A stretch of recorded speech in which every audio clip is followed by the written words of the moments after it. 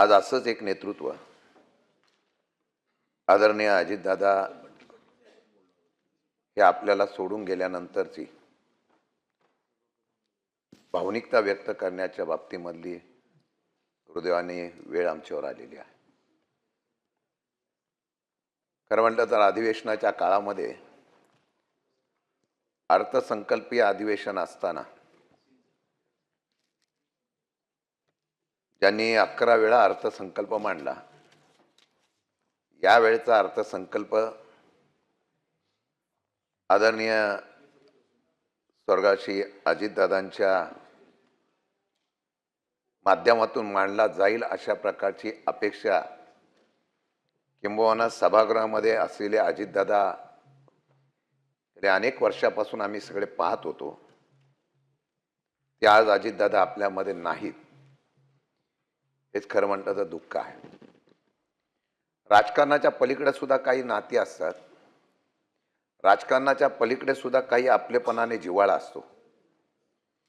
काही नाती भावनिकतेने उभी राहतात. आदरणीय अजितदादांच्या बरोबर ते माझे आणि या सभागृहातल्या अनेक सदस्यांचे एक आपुलकीचं आणि जिव्हाळ्याचं आणि कौटुंबिक नातं होतं. समाजाच्या आणि राजकारणासाठी आपल्या पदाचा वापर करून त्या पदाला तेवढी उंची देणारे नेतृत्व म्हणून अजितदादांकडे आम्ही पाहतो. या सभागृहामध्ये वेगवेगळ्या प्रकारचं मंत्रिपदाच्या जबाबदाऱ्या घेतल्यानंतर शिस्त, स्वच्छता, कठोरता, भावनिकता अशा प्रकारचं वेगवेगळ्या प्रकारचं व्यक्तिमत्व आपल्या सर्वांनी पाहिलेलं आहे. खरं म्हटलं तर या असलेल्या प्रसंगी काही भूमिका मांडत असताना या सभागृहामध्ये, सभागृहाच्या बाहेर, मंत्रालयामध्ये किंवा मंत्रालयाच्या बाहेर सुद्धा महाराष्ट्रामध्ये ज्यावेळी ही घटना घडली त्यावेळी अजितदादांची लोकप्रियता काय आहे, अजितदादांच्या बद्दलची भावना काय जनतेमध्ये, ते प्रत्यक्ष ते गेल्यानंतर पाहायला मिळाली. चौकामध्ये, नाक्यामध्ये सुद्धा ज्याने कधी अजितदादांच्या बरोबर संबंध पण आला नसेल अशा लोकांनी दादांना वाहिलेली श्रद्धांजली ही त्यांच्या अनेक वर्षाच्या असलेल्या ह्या कार्याची पोचपावती आहे. खरं म्हटलं तर दादांचे अनेक पैलू अनेक लोकांनी पाहिले, पण जवळच्या लोकांना दादांच्या असलेल्या अनेक पैलूमधले काही पैलू असे होते त्याचा उल्लेख सुद्धा इथं होणं गरजेचं आहे. आदरणीय दादांच्या माध्यमातून आम्ही सगळेजण काम करायचो आणि हे काम करत असताना नेहमी त्यांनी पुरोगामी विचार, यशवंतराव चव्हाणांचा विचार, शरद पवारांचा विचार त्याची कायम पाठराखण करण्याचा प्रयत्न केला. पवार साहेबांचा वारसा घेऊन मगाशी उद्धवजी साहेबांनी सांगितल्याप्रमाणे एवढ्या मोठ्या नेतृत्वाच्या बरोबर त्यांच्या मार्गदर्शनाखाली काम करत असताना आपली स्वतःची ओळख सुद्धा राजकारणामध्ये स्वतंत्रपणाने उभे करण्याचा प्रयत्न या पक्षामध्ये असलेले आम्ही सगळेजण अनेक वर्षापासून पाहत होतो. आम्हाला किती रागवले तरी दादांच्या पाठीमागं उभं राहिलेलं कार्यकर्त्यांचं कवच, पवार साहेबांचा प्रेम आणि तेवढ्याच पद्धतीने आमदार खासदारांची असलेली त्यांच्याशी आपुलकीचे जिव्हाळ्याचे भावना याची प्रचिती निश्चितपणाने अनेक वेळा पाहायला मिळाली. सभापती महोदय, मी काही गोष्टीचा उल्लेख एवढ्यासाठी करतो, दादांना काही गोष्टी पटल्या नाही तर परखडपणाने त्याविषयी आपलं मत मांडणारे दादा आम्ही पाहिले, किंबहुना राजीनामा दिलेले सुद्धा दादा या महाराष्ट्राने पाहिले. काही काळामध्ये असे प्रसंग आले होते, या महाराष्ट्रामध्ये दादांची गरज आहे त्याचबरोबर पक्ष, संघटना आणि सरकारमध्ये दादा असावे अशा प्रकारची भावना आमच्यासारख्या अनेक कार्यकर्त्यांना होती. त्यावेळेला आम्ही काही लोकांनी पुढाकार पण घेतला आणि त्याची धास्ती सुद्धा असायची. परंतु त्यानंतर सुद्धा आपल्या सहकार्याला ताकद दिली पाहिजे ना अशा प्रकारची भूमिका घेऊन कौटुंबिक प्रमाणात प्रेम करणारे दादा सुद्धा आम्ही या ठिकाणी पाहिले. महाराष्ट्रामध्ये सध्याच्या परिस्थितीमध्ये या सर्व घडामोडीमध्ये देशाच्या, राज्याच्या आर्थिक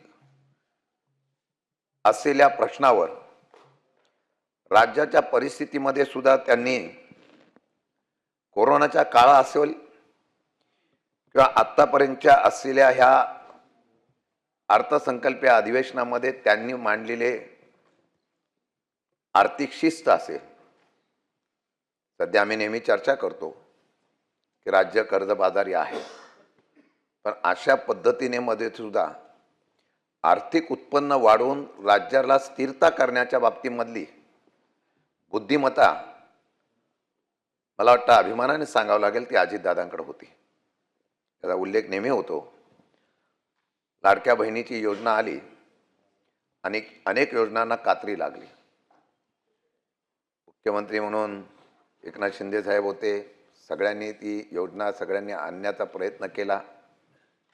राज्यावर जो काही भुर्दंड किंवा त्या ठिकाणी खर्च वाढला होता त्याला ते बॅलन्स करताना आपल्या सहकाऱ्यांची नाराजगी घेऊन सुद्धा पण राज्य शिस्तीने चाललं पाहिजे अशा प्रकारची भूमिका घेऊन अजितदादांनी तो शिस्त लावण्याचा प्रयत्न निश्चितपणाने केला. किंबहुना ही योजना कार्यान्वित करण्याच्या संदर्भामध्ये या संदर्भामध्ये ते कायम ती राहिली पाहिजे अशा पद्धतीची नियोजनबद्ध काम करण्याचा प्रयत्न त्यांनी केला. काही लोकांनी त्या दिवशी सांगितलं, कारण एखादा नेता गेला की त्याची नावं चिरंतर राहावी, आठवणीत राहावी म्हणून आपण वेगवेगळ्या ठिकाणी त्याचं नाव उल्लेख करतो.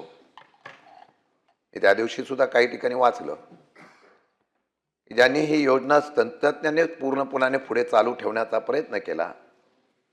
त्या अजितदादांच्या नावामध्ये दादा असल्यामुळे त्या लाडक्या बहिणीच्या योजनेला त्यांचं नाव दिलं तर मला वाटतं ती खरी श्रद्धांजली होईल असं मला वाटतं.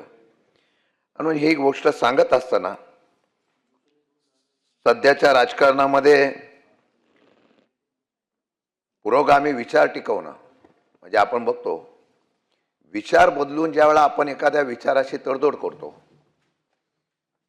त्यावेळेला आपल्या असलेल्या विचाराला बाजूला ठेवून सुद्धा सत्तेच्या माध्यमातून लोकांशी किंवा महाराष्ट्राचं भवितव्य घडवण्यासाठी काही निर्णय घ्यावे लागतात.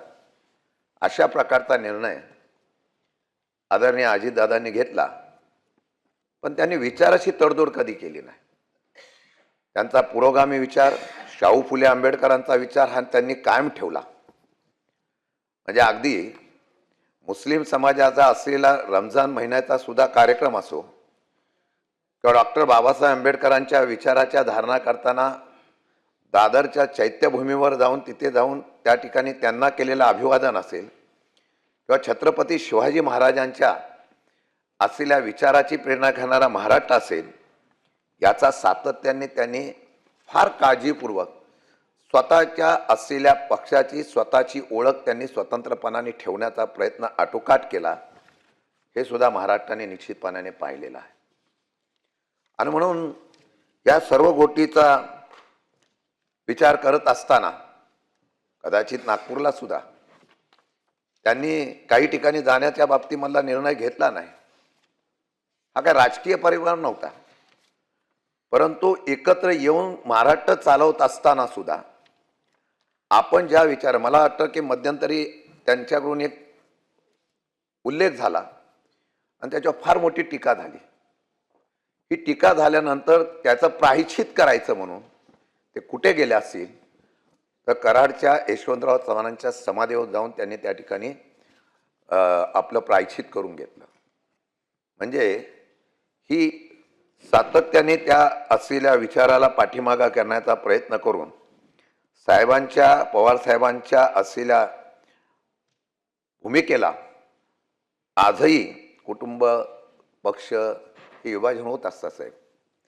सभापती महोदय, या सध्याच्या राजकारणात टिकलं तर ते सामर्थ्याने टिकलं पाहिजे ही भूमिका घेऊन त्यांनी त्या ठिकाणी काम करण्याला सुरुवात केली आहे. आणि जोपर्यंत पक्ष किंवा जोपर्यंत नेतृत्वाचं अस्तित्व हे लोकांच्या कल्याणासाठी आणि लोकांच्या लोकप्रियतेने मिळते त्यावेळेला आपण त्या ठिकाणी सामर्थ्यवान होऊ. सध्याच्या राजकारणामध्ये काही गोष्टी निघाल्या, कधी चर्चा होते विलिनीकरण वगैरे हे ते. मी खरंच सांगतो, या सभागृहामध्ये सांगतो, दादा प्रचंड भावनिक होते, हळवे होते. राजकारणामध्ये चर्चा होत असताना वेगवेगळ्या होतात, पण ज्यावेळेला पवार साहेबांना त्यांनी आपलं दैवत मानलं, नेतृत्व मानलं, काही कारणातून कुटुंब किंवा काही कारणातून पक्ष विभागला जरी गेला तर साहेबांच्या बद्दलची आत्मीयता, साहेबांच्या मनामधलं त्यांचं प्रेम 1 इंच सुद्धा कमी झालं नाही. म्हणून मी ज्यावेळेला आम्ही बघायचो किंवा आपण पण बऱ्याच लोकांनी बघितलं असेल, ज्यावेळेला साहेबांच्यावर बैठक व्हायची तेव्हा ते साहेबांच्या समोर कधी बघत नव्हते. त्यांनी ज्यावेळेला ह्या काही गोष्टी होत्या ज्या शेवटच्या क्षणामध्ये आम्ही बरोबर होतो, आदल्या दिवशी सुद्धा आमचा फोन झाला होता, पण ज्यावेळेला आम्ही बघत होतो त्यावेळेला त्यांच्याबद्दल, पवार साहेबांच्या बद्दलची आत्ताच्या काळामधली त्यांची हळवेपणा फार वाढला होता. आणि हा हळवेपणा कठोर असलेल्या दादामध्ये, जे आपण नारळाचा उल्लेख करतो, पण आतमधून जे दादा भावनिक आणि हळवे होते त्याची प्रचिती आम्हाला आली. म्हणून एक कुटुंबातला व्यक्ती गेलेल्याचं दुःख जे आहे सर्वांना आहे. महाराष्ट्र पोरका झाला आणि खरंच आहे, राजकारणामध्ये एक जे काही विजन असलेली लोक आहेत ना, जे महाराष्ट्र घडवू शकतात, महाराष्ट्र प्रगतीवर नेऊ शकतात, ज्यांच्याकडे कल्पना वेगळ्या आहेत, अशा प्रकारचे विजन असलेलं एक नेतृत्व गेलं, बॅलन्सिंग करणारं नेतृत्व गेलं, याचा दुर्दैवाने या ठिकाणी उल्लेख करावा लागतो. मी एवढंच सांगेन की महाराष्ट्र तर पोरका झाला, पण काही त्यांची स्वप्न होती, ती स्वप्नसुद्धा पोरकी झाली. महाराष्ट्रामध्ये काही भविष्य काळातली समीकरणं घडवण्याच्या संदर्भामध्ये अनेक वेळा ते उपमुख्यमंत्री झाले. एक वेळा मुख्यमंत्री होण्याची संधी होती, थांबली. पण मुख्यमंत्री होण्याच्या बाबतीमधलं स्वप्नसुद्धा अधुरं राहिलं. कदाचित भविष्य काळातलं ते त्यांचं नियोजन सुद्धा असू शकतं, परंतु आज या सर्व स्वप्नाला पूर्तता करण्याच्या बाबतीमधली भूमिका आमच्यासारख्या कार्यकर्त्यांची असताना आज आमचा नेता गेला, त्याचं दुःख आहे. मी एवढंच सांगेन की महाराष्ट्राची आणि आमची सर्वांची न भरून निघणारे हानी या आदरणीय दादांच्या जाण्याने झालेली आहे. आपल्या सर्वांच्या भावना तेवढ्या त्यांच्याबद्दलच्या आहेत. नेत्रवहिनींचा उल्लेख झाला. खरं म्हणतं तर दादांच्या जाण्यानंतर त्यांनी ह्या सभागृहामध्ये आणि या असलेल्या महाराष्ट्राची जबाबदारी आणि पक्षाची जबाबदारी घेतली. मला अपेक्षा आहे की आपल्या सर्वांच्या सहकार्यातून एक चांगल्या प्रकारचं दादांची उणीव न भासणारं नेतृत्व हे उभं राहण्याचा प्रयत्न ते निश्चितपणाने करतील. आपण सर्वजण सहकार्याची भूमिका घेऊ. मी त्यांच्या जाण्यानंतर जी पोकळी निर्माण झालेली आहे, आदरणीय दादांना भावपूर्ण श्रद्धांजली अर्पण करतो. आणि दादांना भावपूर्ण श्रद्धांजली अर्पण करत असताना निश्चितपणाने त्यांची उणीव आम्हाला सातत्याने दिसेल. त्याचबरोबर सौरभसिंग हिरानाईक हे आदिवासी विभागातले असलेलं एक नेतृत्व, मंत्री, सरळ साधे, अशा प्रकारचं नेतृत्व ज्यांनी अनेक वर्ष या महाराष्ट्राच्या राजकारणामध्ये मंत्री म्हणून सुद्धा आणि राजकारणामध्ये आदिवासी विभागाचं आणि महाराष्ट्राचं नेतृत्व केलं, ते अशोकराव गजानन मोडक, गंगाधर महालप्पा कटपटणे व श्रीमती नीला पद्माकर देसाई, ज्या शिवसेनेच्या लढवय्या अशा प्रकारच्या नेत्या होत्या. ह्या सर्वांच्या जाण्याने जी काही या ठिकाणी दुःख व्यक्त करत असताना मी माझ्या वतीने आणि राष्ट्रवादी शरदचंद्रजी पवार पक्षाच्या वतीने त्यांना भावपूर्ण श्रद्धांजली अर्पण करतो आणि थांबतो.